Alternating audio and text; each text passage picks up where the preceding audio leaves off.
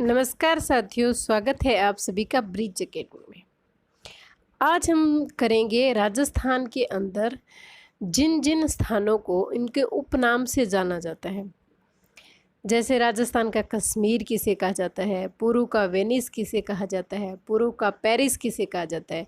तो ये सभी उपनाम हम आज की वीडियो के अंदर करने वाले हैं। तो साथियों, राजस्थान का कश्मीर किसे कहा जाता है? उदयपुर को कहा जाता है। उदयपुर को भीलों की नगरी भी कहते हैं। राजस्थान का शिमला की अगर बात करें तो वो है साथियों माउंट आबू।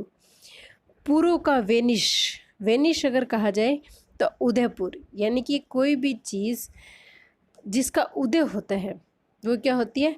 वेनिश होती है। और अगर पुरू का पेरिस पूछ लिया जाए तो वो जयपुर है। जयपुर को गुलाबी नगरी के नाम से भी जाना जाता है। पुरू का पेरिस अगर पूछा जाए तो वो जयपुर है, और पुरू का वेनिस अगर पूछा जाए तो वो उदयपुर है। हम ऐसे भी याद करते हैं, पेरिस के पे और जयपुर के जय से पेज, यानी कि पेज, यानी हमें याद आ जाए कि पुरू का पेरिस पूछा है तो पे और जय यानी जयपुर, और वेनिस पूछा है तो वेनिस है उदयपुर। राजस्थान की थर्मोपोली की अगर बात की जाए तो सर्वविदित है हल्दी घाटी को कहा जाता है, और ये जेम्स कर्नल टोड ने कहा था। हल्दी घाटी एक स्थान है जो राजसमंद के अंदर है। थर्मोपोली साथियों यूरोप के अंदर एक जगह है, इसलिए राजस्थान की थर्मोपोली है वो हल्दी घाटी को कहा जाता है। खमनोर का युद्ध हल्दी घाटी को बदायूंनी ने कहा था।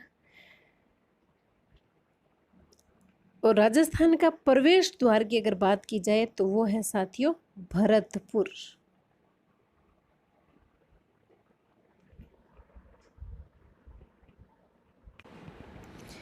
राजस्थान का प्रवेश द्वार तो हो ही गया भरतपुर, और राजस्थान का सिंह द्वार अगर पूछा जाए तो अलवर है। क्योंकि अलवर, बीच में देखो लव आ रहा है, बीच में क्या आ रहा है? ये लव आ रहा है। तो शेर जैसा जिसका जिग्र है वही लव कर सकता है। तो राजस्थान का जो सिंह द्वार है उसे अलवर को कहा जाता है। पूर्वी राजस्थान का प्रवेश द्वार अगर पूछा जाए तो वो धौलपुर है।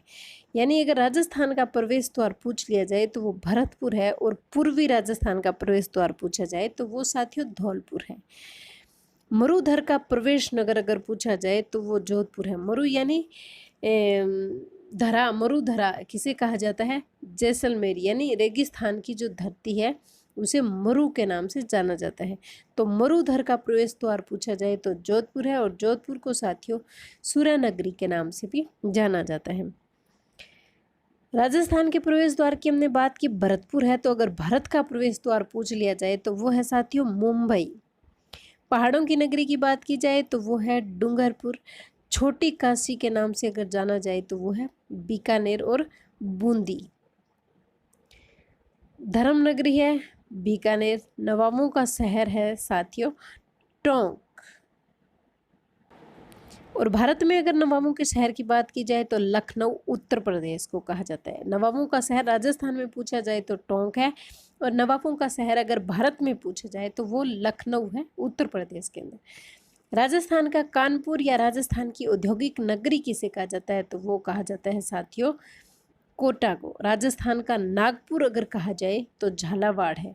नागपुर के अंदर संतरे बहुत होते हैं और झालावाड़ के अंदर भी बहुत होते हैं, इसलिए राजस्थान का नागपुर है वो झालावाड़ को कहा जाता है। वस्त्र नगरी की बात की जाए, राजस्थान का मैनचेस्टर अगर बात की जाए, टेक्सटाइल सिटी की अगर बात की जाए तो वो कहा जाता है भीलवाड़ा को। माइका सिटी यानी अभ्रक की जो सिटी है वो भी भीलवाड़ा को कहा जाता है। तांबा का जिला खेतड़ी झुंझुनू। धातु नगरी है नागौर। सर्वाधिक धातुओं के औजार यहीं मिलते हैं। और राजस्थान का मैनचेस्टर भीलवाड़ा है। तो अगर भारत का मैनचेस्टर पूछ लिया जाए तो वो है साथियों अहमदाबाद। नेक्स्ट हम बात करते हैं कि रेगिस्तान का गुलाब, स्वर्ण नगरी, हवेलियों व झरोखों की नगरी अगर पूछ ली जाए तो वो है साथियों जैसलमेर। ग्रेनाइट सिटी पूछा जाए तो जालोर है। और राजस्थान का पंजाब अगर पूछ लिया जाए तो वो है सांचौर। और सांचौर पड़ता है जालोर के अंदर। पंजाब उसे कहा जाता है जहाँ पर 5 नदियाँ मिलती है। तो सांचौर के अंदर भी साथियों 5 नदी है वो मिलती है। जब बात करते हैं धान का कटोरा या अन्न का भंडार, ये कहा जाता है साथियों गंगानगर को। भारत में अगर धान के कटोरे की बात की जाए तो वो है छत्तीसगढ़। 100 द्वीपों का शहर अगर पूछा जाए तो बांसवाड़ा है। और राजस्थान का राजकोट अगर कहा जाए तो वो लून कंसर में है। मूंगफली उत्पादक में लून कंसर का जो राजकोट है वो लून कंसर को राजकोट कहा जाता है। अब साथियों मूर्तियों के लिए जो प्रसिद्ध चंदेल शासकों द्वारा मध्य प्रदेश में खजुराहो मंदिर का निर्माण करवाया गया था। मूर्तियों के लिए प्रसिद्ध चंदेल शासकों द्वारा मध्य प्रदेश में खजुराहो मंदिर का निर्माण करवाया गया था।